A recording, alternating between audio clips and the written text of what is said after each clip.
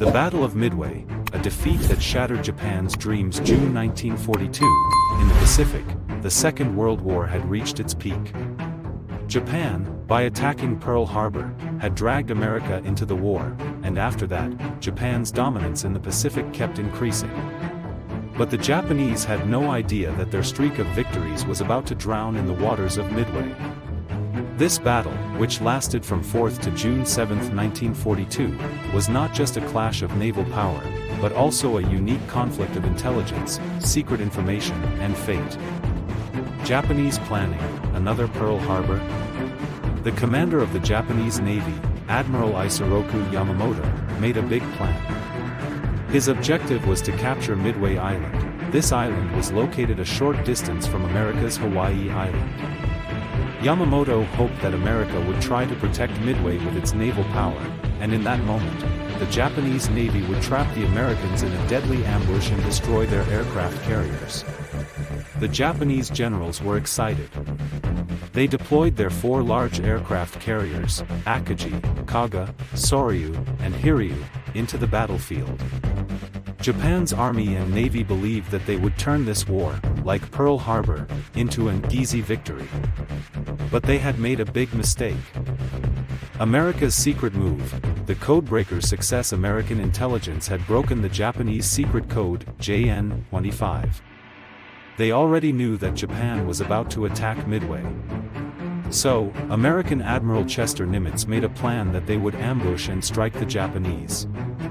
America secretly positioned its 3 aircraft carriers, USS Enterprise, USS Hornet, and USS Yorktown, near Midway. Their pilots were trained and determined, and this time they had the element of surprise. The beginning of battle, Japan's first attack on the morning of June 4, 1942, Japanese planes heavily bombed Midway. The island suffered significant damage, but the airfields could not be completely destroyed.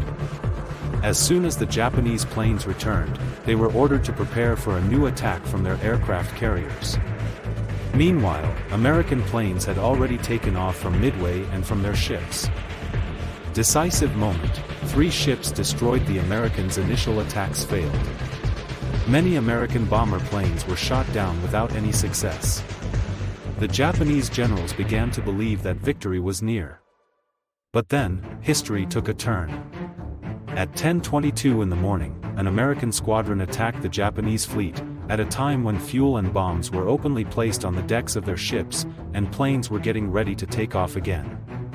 One by one, Japan's 3 aircraft carriers, Kaga, Soryu, and Akagi, were engulfed in flames with massive explosions.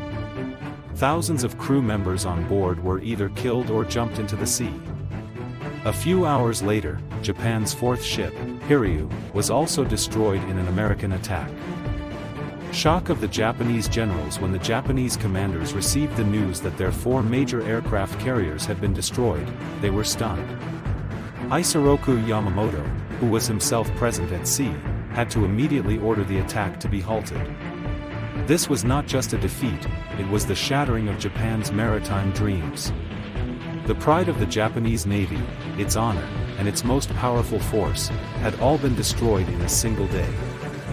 Result, the tide of war turned. The Battle of Midway changed the map of the Pacific War. Japan could never again move from defense to an offensive position.